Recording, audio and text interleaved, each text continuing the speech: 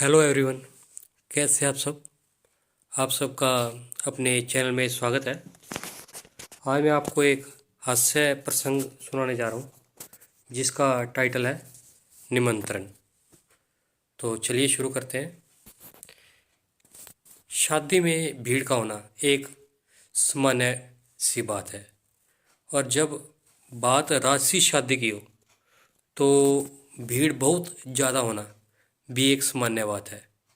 लेकिन रानी साहिबा के चचेरे भाई की शादी में अनगिनत मेहमान आए। हर जगह मेहमान ही मेहमान नजर आ रहे थे। यही सब सोचते हुए मोटू ने रजवाड़ा मंडप में प्रवेश किया। आगे तुम, एक खूबसूरत और लंबी सी लड़की ने मोटू की तरफ बढ़ते हुए कहा। आओ मेरे साथ। मोटू की कुछ समझ में नहीं आया कि वो लड़की उसे क्या समझ रही है, लेकिन फिर भी वो उसके पीछे निकल पड़ा। लेकिन संकोच करते करते बोल ही पड़ा, मैं रानी साहिबा का मेहमान हूँ। उन्होंने ही मुझे शादी में बुलाया है। पता है मुझे, उनके कहने पर ही मैं तुम्हें बुलाने आई हूँ।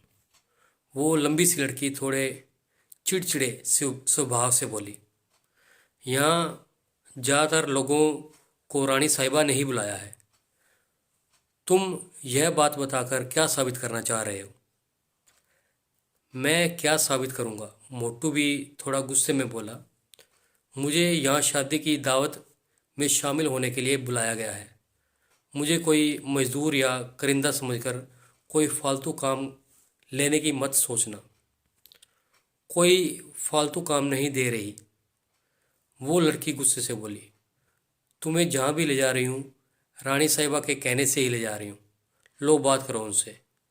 कहते हुए उस लड़की ने रानी साहिबा का फ़ोन लगाकर मोटू के हाथ में मोबाइल दे दिया। मोटू, हमारे रथ का रथवान शराब पीकर धुत हो गया है। हमने दूसरा रथवान महल से बुलाया है। जब तक वो नहीं आता तब तक तुम रथ का ध्यान रखना।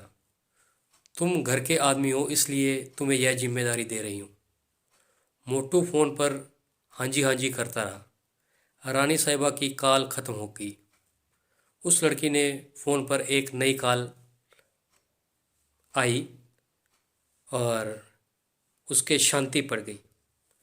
लड़की मोटू के हाथ से अपना मोबाइल लेते हुए बोली, इस वेडिंग लॉन के पीछे रानी साहिबा का रथ खड़ा है। अब जाओ उस रथ को संभालो।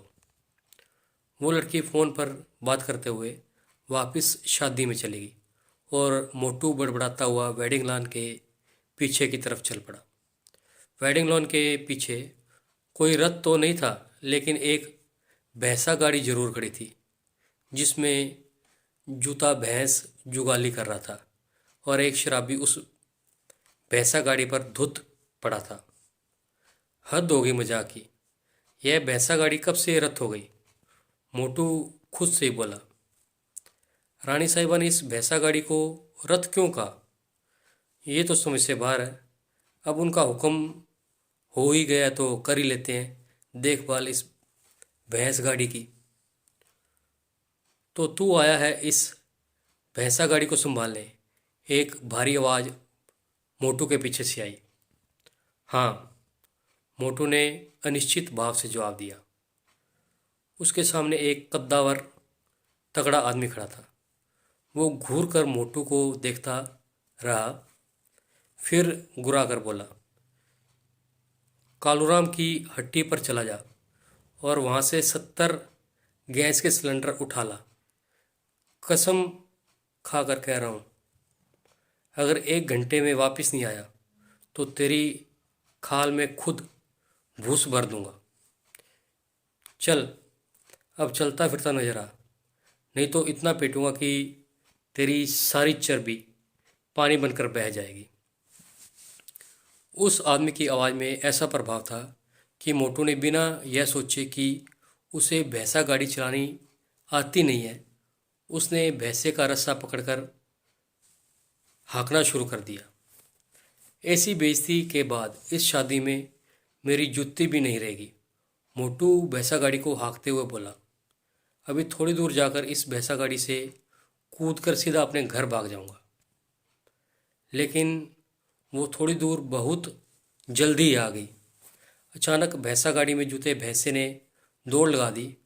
मोटू ने उसे रोकने की हर तरकीब की, लेकिन वो नहीं रुका।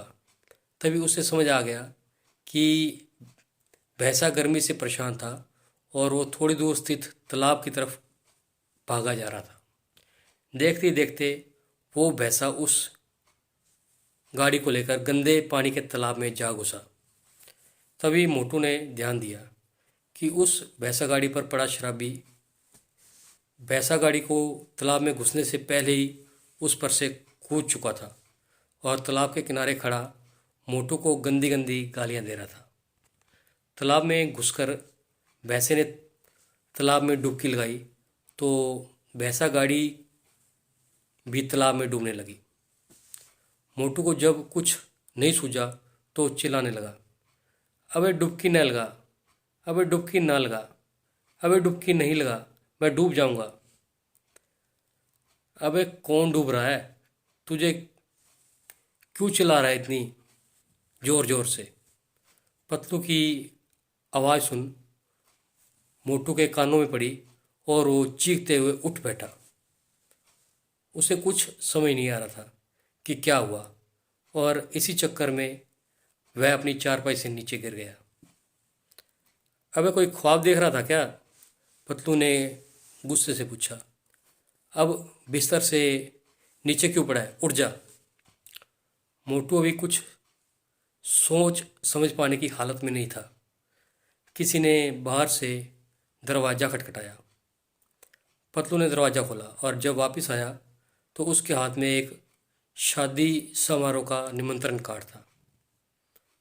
ले मज़े कर, पतलू हंसते हुए बोला। देख, रानी साहिबा ने अपने चचेरे भाई की शादी में सम्मिलित होने के लिए निमंत्रण कार्ड भेजा है। आज शाम हम शादी की दावत में शामिल होने जा रहे हैं। पतलू की बात सुनकर मोटू घबरा गया और उठकर बिस्तर पर जा लेटा और कमज़ोर स्वर में बोला, मेरी तबीयत ठीक नहीं है। तुझे जाना है तो चला जा, मैं बिल्कुल भी नहीं जाऊंगा। तो आपको ये हास्य कथा कैसी लगी? अगर पसंद आई है तो वीडियो को लाइक कीजिए, शेयर कीजिए और चैनल को सब्सक्राइब कीजिए। बेल वाला बटन ज़रूर दबा दें ताकि हम ऐसी कोई और कहानी डालें तो उसकी नोटिफिकेशन आपको मिल जाए। Thank you.